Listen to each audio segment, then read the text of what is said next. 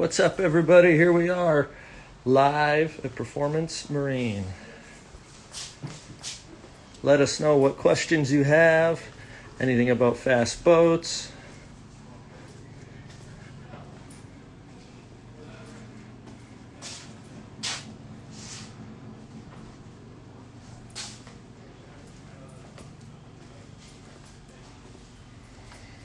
We'd like to showcase some of the stuff we deal with a lot. First of all, we want to thank Engine Builder Magazine for having us on here, which is just awesome. And SBI Valve Train, Engine Quest, all the great people we get parts from. I'd like to thank Pengrade Oils, the best in the world. And of course, Holley Efi, which we use pretty much exclusively at this point. Somebody we're really hooked up with and lucky to deal a lot with is Whipple Superchargers.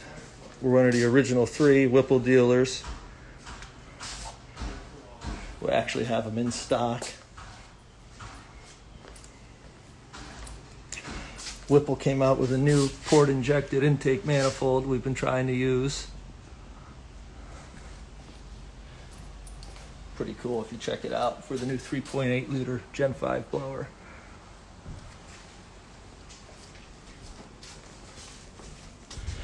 There's the man himself.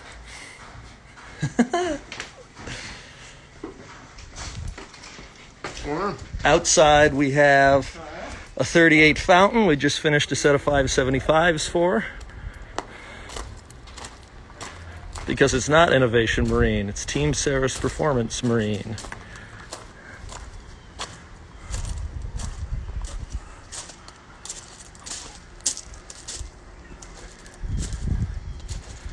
So what kind of questions you guys have for a place that only does marine engines? So here we have a 509 we're putting together with a new 3.8 liter Whipple port injected. Always powered by Holley Efi. Next to that, we have a brand spanking new Mercury Racing 300R Outboard. That's going to be going on a 26-foot Scarab we're doing a restoration on. You'll have to excuse the mess. Unfortunately, we're doing this at literally our busiest time of the year. 3 projects we have going on over here. Ready to get mic'd, measured, and assembled. We don't do all our own machining here, but we do a lot. We do have a hone and a pretty good machine shop. We don't do balancing or boring. In the old school section, pretty badass old BDS waiting to go on a 540. That'll be going in a race boat. That is the driver from National Champion Goofing Around Racing Team.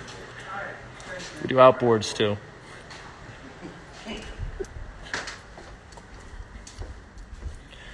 If you take a look around, pretty much every picture on this wall is a boat that had something to do with this shop or had Jason in it at one point.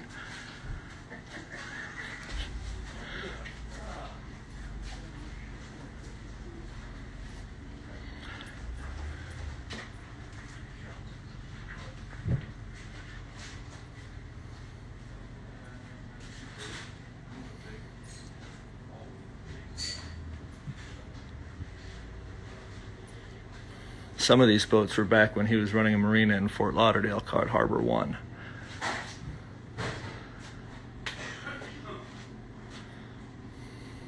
Various trophies. Eric McIntosh, 13, joined.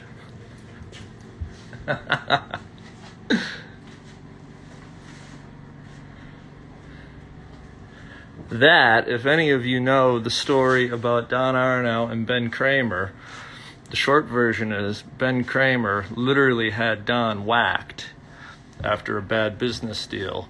And that is Ben Kramer's 41 Apache racing in Key West, signed by Ben. And the guy throttling for him that day was Keith Hazel, who Jason Saris learned everything from.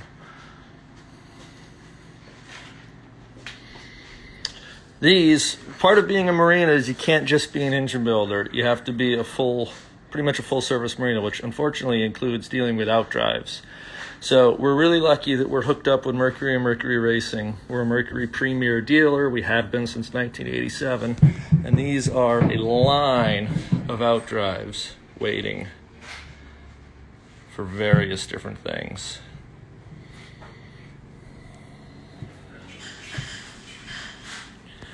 Over here, we have two of what are going to be the first ever port-injected 525 Whipples. The engines aren't exactly stock Mercury Racing 525s. They're 509 cubic inch. We lowered the compression a little bit different camshaft, and they have Dart's version of the 525 heads. But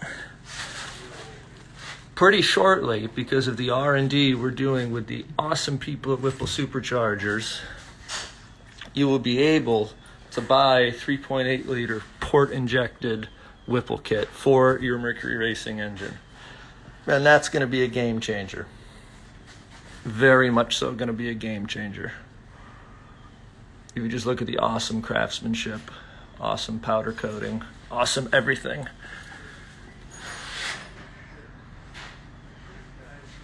So we'll do a little bit of a tour here. We'll go back into the machine room. Once again, you have to excuse the mess. Like I said, it is the busiest time of the year. But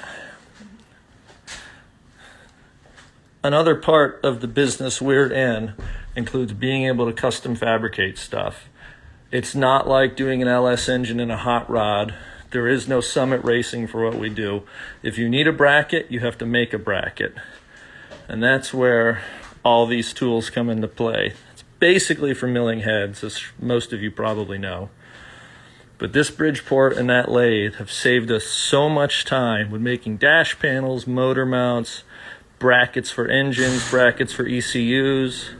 It's just, if you don't have this stuff, you can't get the job done. At least not properly. So one thing that sets marine engines apart from automotive engines, other than just they're in a boat, is marine engines are in fourth gear going uphill all day. Those are some beautiful 3.8 liter blowers for those port injected intakes we were just talking about, all ready to go together. So like I was saying, you're in fourth gear going uphill all day. There's no coasting, there's no lifting, and there's no gears.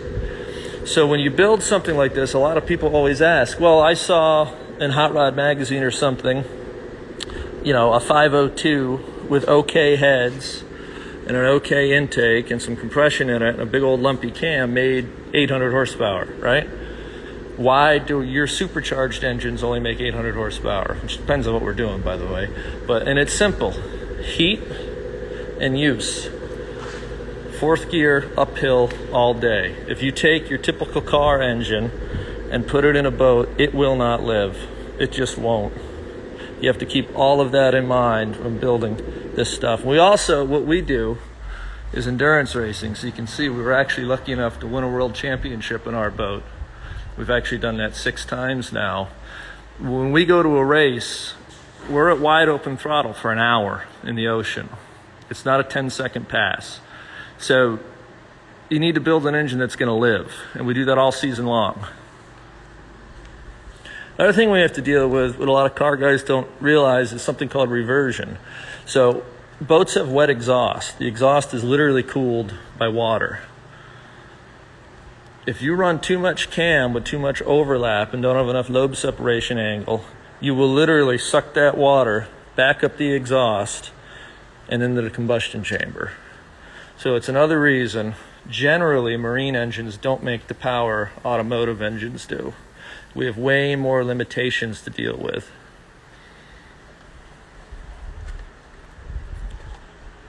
Big black Chevrolet for the most part, Greg.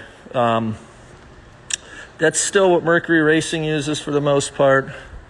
It's still what we use, probably always going to use. LS really hasn't made a huge entry into the marine world yet, mostly because nobody's bothered to make motor mounts or water pump brackets or anything like that for them. Usually the black, if we're doing something under 800 horsepower or so, we'll use a GM Gen 6 big block 502 based mostly. We blueprint them all in-house, things like that. But if it's going to be something over 800 or so horsepower, we either use a Dart or a Merlin, World Products. You got some gentlemen hanging out at the dyno room. So that would be Jason Saris in the yellow shirt with the all fired up racing team, the world and national champions.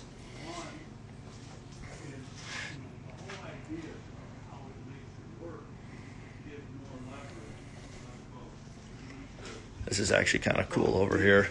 This was in 1999 on a race on the Hudson River.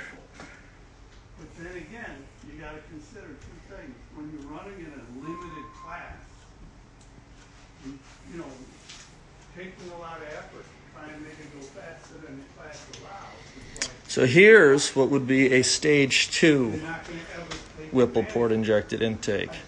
So if you'll notice, the main difference is the intercooler, right?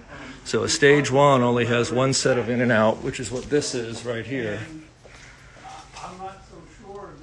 And the stage 2 uses 2. It's not the biggest intercooler they make.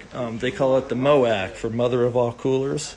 They do make a FOAC for father of all coolers, which is just insane. The only time we've had to use that is we do have one engine package making around 1,300 horsepower. It utilizes like Sonny's Pro Stock heads, a quad rotor from Whipple, things like that, and that did need the FOAC. So alongside all this, something we're really hot about right now is Holley Efi. They have taken really good care of us. We're thrilled to be hooked up with them in a dealer. If you get a chance to go to Holley school, do it. It's totally worth the time, worth the money, worth everything. And we do a lot of conversions. Now, Sniper, which a lot of car guys use, is not intended for marine use. I know it says it is on their website, but it's not. It's not potted. It's not supposed to take the abuse, things like that. Terminator, however, absolutely is. Potted ECU, great stuff. So all this is right now is a bone stock 502 that's going to go on a boat to replace an old, worn-out, carbureted 454. And it's just a really great user-friendly package. You know, your typical boater doesn't want to deal with carburetors anymore. They're also really not interested in making 1,000,000 horsepower. It's perfect. It is perfect.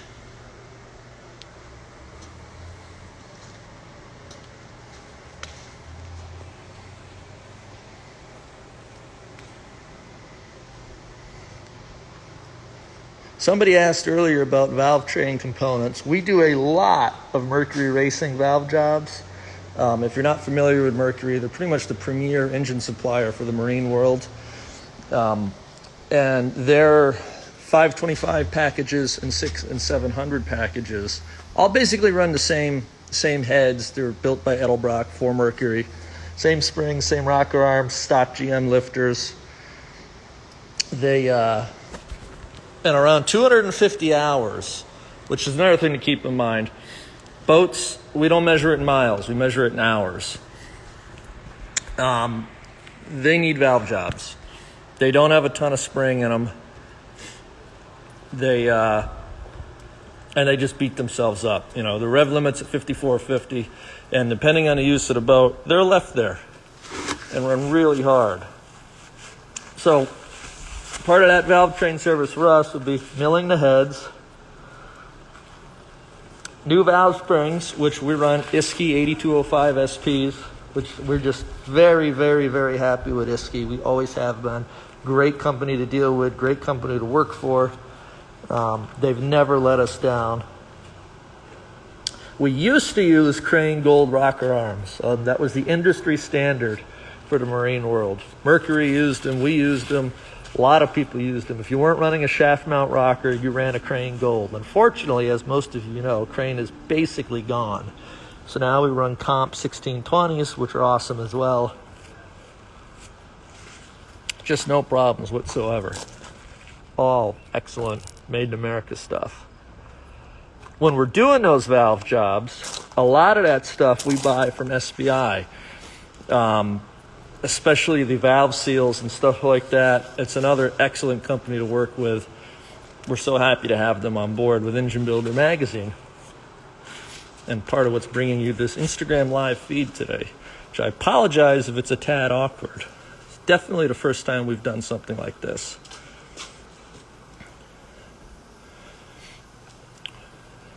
What other questions do you guys have for a place that pretty much only deals in marine?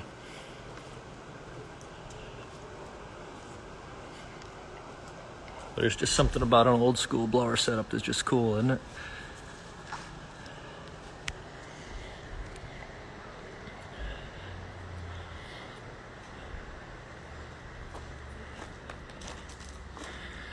We had some boats just get delivered today.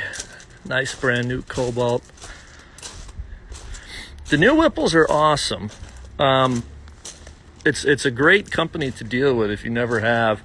The 3.8, according to Dustin, makes 25% more power with the same amount of boost as a 3.3. So essentially what that means is it takes that much less power to turn it. And I'll be honest, that's incredible, because if you compare a Whipple to an old roots blower or something, or even a Procharger, what you need to keep in mind is this: how wide the belt is, right? So that's a 10 rib belt. You could make 8-9 pounds of boost with this, no problem. If you were to try that with that blower, for example, you have to run a whole different drive, right? Not only is a wider belt, it's a Cogner style, things like that, or it's gonna slip. That right there tells you how efficient that supercharger is. I've never had a belt slip problem with a Whipple. I probably never will. Crankshafts, kind of depends on what we're doing.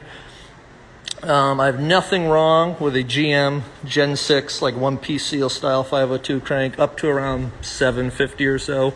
Beyond that, we usually use Callies. I've used Compstar as well, no problem with them. Rods, usually, it kind of depends. If somebody wants a 700 horsepower engine, Compstar rods are awesome for the money. Bang for the buck is there. Anything above that, Oliver, Carrillo, something like that. Depends on what you're going to do, too. I mean, if you're building a race engine that's going to do endurance racing like we do, you need to have great stuff in it. If it's going in a 22-foot Donzi, which would be like the 32 Ford of our world, and the guy's going to give it a little poke, go into boost, scare the hell out of himself, and shut it down. He doesn't need a $12,000 rotating assembly. I do not have any small blocks laying around, unfortunately. There is a used 454 for sale over there, though. If anybody's interested in that, I'll set you up with the guy that owns it. Number of engines in a boat is 3. I think down in Florida, Jason rigged one with 4 outboards. But the most we've done up here is 3, and it was an endurance boat that actually still holds the record from the Statue of Liberty. Hi, Brian. To Albany and back. Yep, HP EFI. We haven't used Dominator yet. A lot of Terminator. Haven't really had a need for Dominator.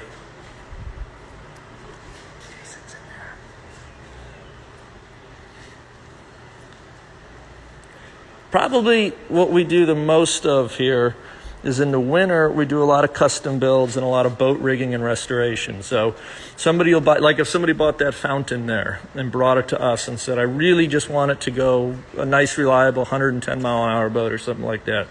Going to need about 800 horsepower a side. So we're kind of fortunate in a lot of ways. We usually have something to start with. In other words, so that right now has Mercury Racing 575s in it that are based on a 502 block.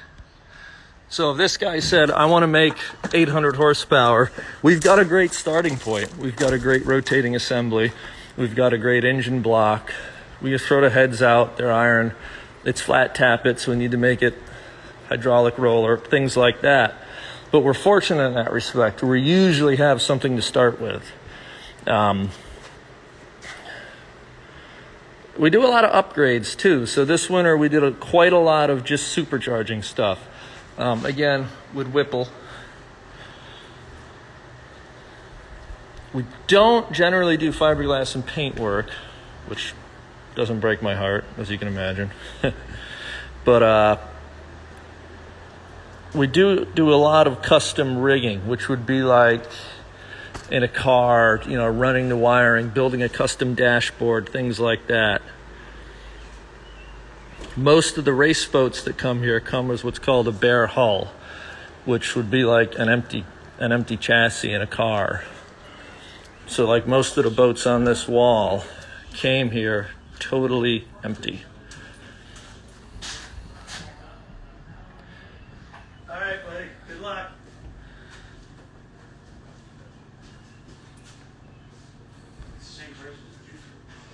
If you guys ever saw Cocaine Cowboys, you'll recognize that boat.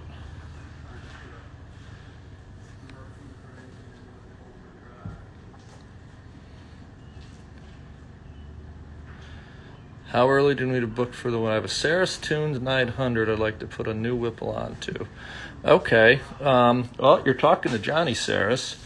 Probably September, something like that.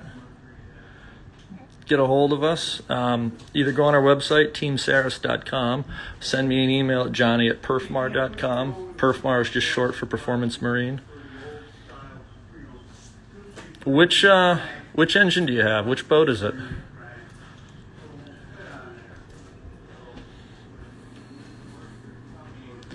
Various. So it's kind of cool. In the boat we currently race, we do run velocity stacks, mostly because they look cool. I mean, come on. Not a lot of turbos in our world right now. The problem with them, other than just plumbing, is boats don't have gears, so you need to be able to get on planes. So unless you can spool them up early, which companies like Mercury have kind of figured out, a boat will never get on plane because you won't be able to break the props loose. You need to ride a clutch or something like that, which we don't have. We did do a boat with 2-speed transmissions once that had turbos. It was pretty cool actually, an old Shadow Cat, which eventually held a speed record back in the day. Those engines there, in my opinion, are the coolest thing Mercury Racing ever built. 2.5 liter, 260 horsepower, 2-strokes that spun 8,000 RPM. They were the definition of evil. So Jason's old VR1 has an engine we did not build, but we put the fuel injection on. I would say if you really wanted to make more power with that, to be honest, you would need to consider a different engine block and rotating assembly. I don't know what's in it, but I do know it's a Gen 6 block, which GM rates for 750 horsepower. You can certainly make more. I wouldn't make more than you're making, though.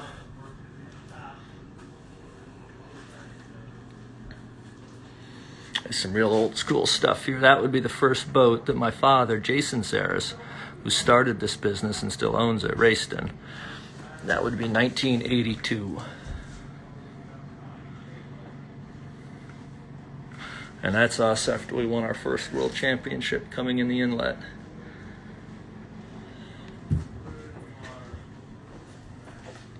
That's us crashing. I would like to do another shout out to Engine Builder Magazine for having us on here. It's really, really cool to have a publication where you can actually talk to the editor and the people in charge and not only give input, but get a response. That's the Holley school I was speaking about. Now, you need to do all three to become a dealer, which we did and we are. But even if you just fuel injected your Camaro with Sniper, go to school. It's so worth it. You'll learn so much. It's incredible.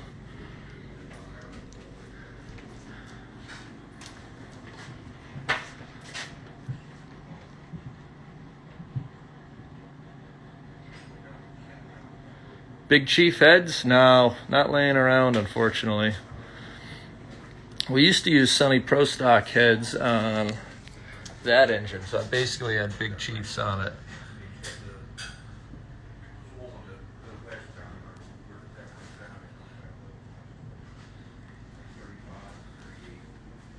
Yeah, see, that's another thing we don't have. Brakes. Huh.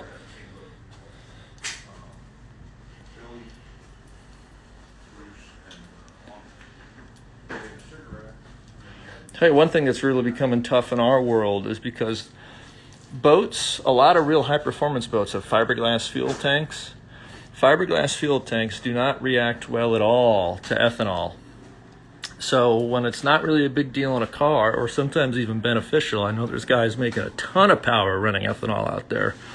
We have problems with it eroding the fuel tanks in the boat and actually eventually causing a failure. So most of the engines we build, blower motor, high compression race engine, any of them, either need to be on full race gas, like 110, or on 91 no ethanol. And the way fuel prices are right now, 91 no ethanol is kind of the way to go for us.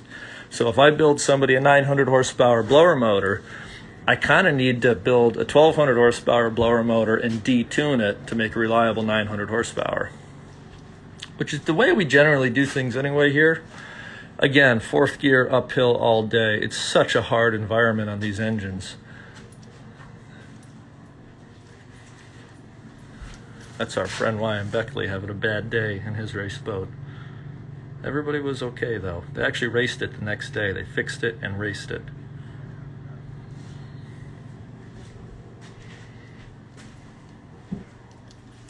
Do another tour through the machine room here for the people that are just joining. So again, I do need to remind you, please excuse the mess. It's our busiest time of the year. We're thrashing. Just thrashing getting stuff done. That Milwaukee mill we use for heads is from 1944. Probably used to build parts for World War II stuff, I would imagine. But it's old and reliable.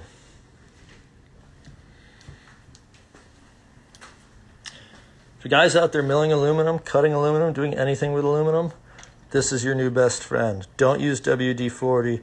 Don't just use oil. Don't use a mister. Use this from Lacey Williams. You have no clue. It will change your life.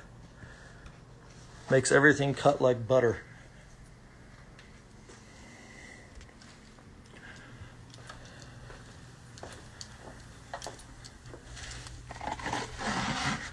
Thank you, SBI, for everything you do. And Engine Quest. You guys make being in our business a lot easier. Here's one for the other New York guys. I don't know how it is in your state, right? Whoever's watching this. We used to have a really nice parts washer here that used mineral spirits. Then Governor Cuomo decided we couldn't use that anymore. We had to use this water-based stuff. Hold off as long as you can. It's terrible. It does not clean, and if you're not using stainless or aluminum, it does rust. Not cool.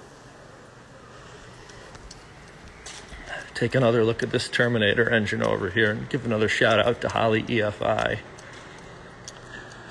Okay, so here's one we can talk about, right? Here's the ECU. You see it's just laying here. What we're going to do with this one is when it's in the boat, actually shock mount that to the boat. You'll notice on the supercharged engine here, though, I have it mounted on the side of the engine. You know, one thing you need to be able to do in our business is adapt. That's going in a 22-foot Sea Ray Pachanga. There is no room to mount that in the boat. It's got to go on the engine. That isn't. That's going in more of a runabout where there is room. No two engines are alike unless I'm building them for the same boat. They might have the same internals, the same specs, the same cam, the same power, basically. But unless they're twins going in the same boat, there will be differences. There has to be, because no two boats are alike. They're hand-laid out of fiberglass. And I mean, if you make everything identical on that one, you could take it out of one 28-foot Pantera, and it won't work in another. Another thing we're really big on here, especially with the EFI stuff, is we do have an in-house dyno, which is over here, down where the fellas are talking right now, talking about race boat stuff. It's the all-fired-up racing team with my father, Jason. I'm sure they're scheming for their next race. See all the blower pulleys down there. They're up to something. But, so we make a fuel map on the dyno. And we're fortunate we have an old water brake dyno, which means we can control the load, not just the throttle. We can control the load as we go with a handle. And I can try and replicate what I think is going to go on in the boat, which is really nice. A lot of guys have superflows and things like that where essentially you press a button and make a pull. That's awesome for dyno testing, engine testing, not a problem there. Really hard for what I do, because when you put that in a boat, it'll be totally different. So not only do we try and replicate what's going to go on in the boat as much as we can, which, like we said, every boat is different. Shout out to Ryan Beckley, who makes our stickers. That'll be about 700 horsepower. It's very mild. Tiny cam in it for nice idling. They're Mercury Racing's version of an Edelbrock aluminum head.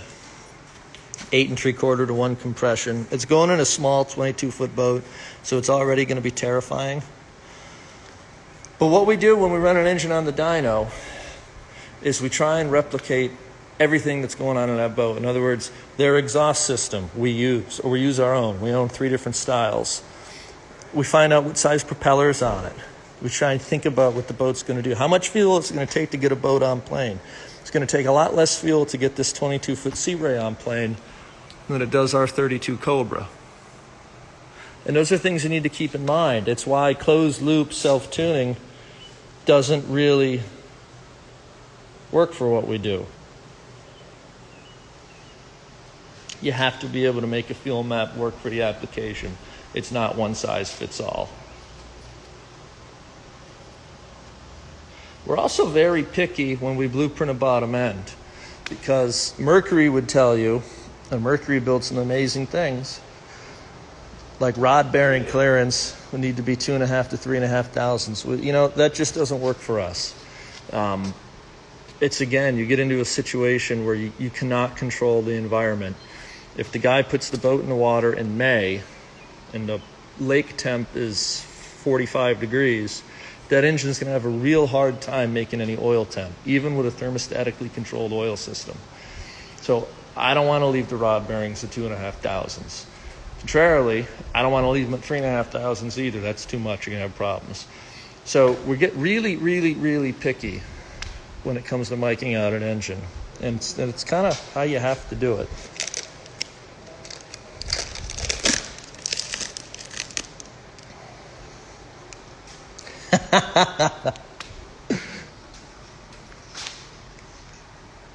Hey, buddy. The FedEx man is here delivering goodies. What other questions you guys have for a marine shop?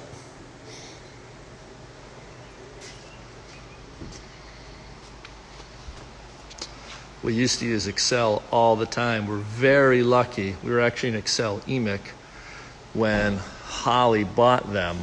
They took us with them. We were really nervous when Excel went out of business and was bought out by Holley that we were going to lose our personal connection and personal touch, and that has not been the case whatsoever. Tom Keiss, who runs the Holley School, is an excellent tuner and an excellent teacher, and our local Holley rep, Andrew Starr, has been wonderful to work with.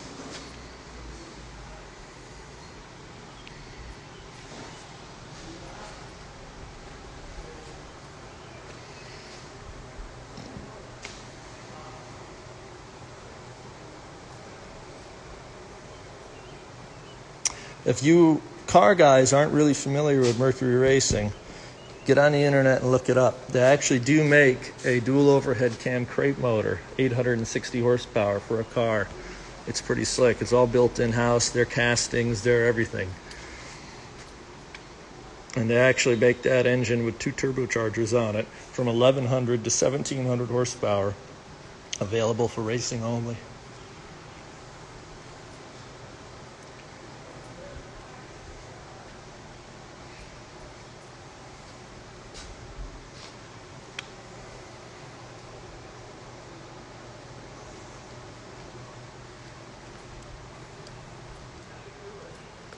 Everything. Actually, our plan over the next year or so to extend this out to here, just to have more room. You know, if you have a rainy day, it's hard to put a 38-foot boat in where I can work on it. It does fit in here. It's what the gantry is for, but not really. We've used 5 liters before on carbureted applications. We loved the quad rotor. You know, the nice thing about the quad rotor, which was two 3.3 liter superchargers on one engine, is you could kind of keep them in the sweet spot.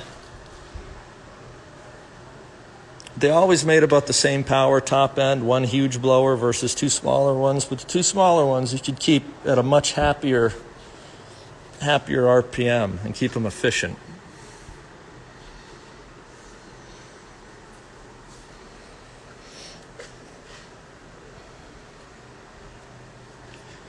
Take another walk down the hallway here. See if you guys have any questions about the boats on the wall.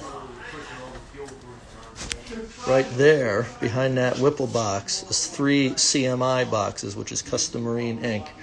They build pretty much all the good exhaust systems for marine applications. Any custom header you'll see, anything like that, comes from CMI. It's another company. If you aren't familiar with them, look them up. Just incredible workmanship. So we were in Point Pleasant, New Jersey 2 weeks ago racing. Actually, I was racing that boat. We always end up at the World Championships in November in Florida, which we're lucky to have won 6 times. And that boat, the yellow one there, 441, is our main race boat.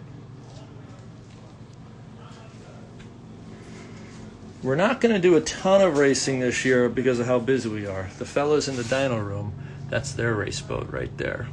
And that's what that old school blower outside is for. But we're going to do some racing, just not as much as we normally would. Unfortunately, we're just too busy. I can't.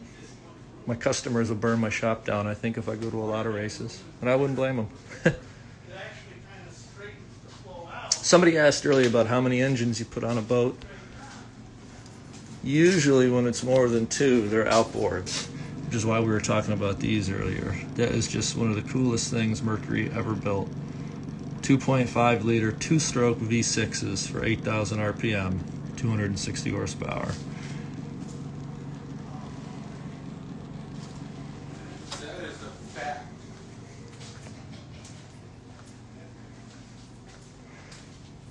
All right, guys. Well, I think I'm going to sign out with you here. I would like to shout out Engine Builder Magazine right here. There is a such thing as too many outboards. The thing with outboards is it moves your center of gravity way back there. So, like when our engines are there, the outboards are there. And outboards can be really, really, really fast, although you do run out of power eventually. But it eventually disrupts your balance. In other words, that one right there is flying nice and level with 2.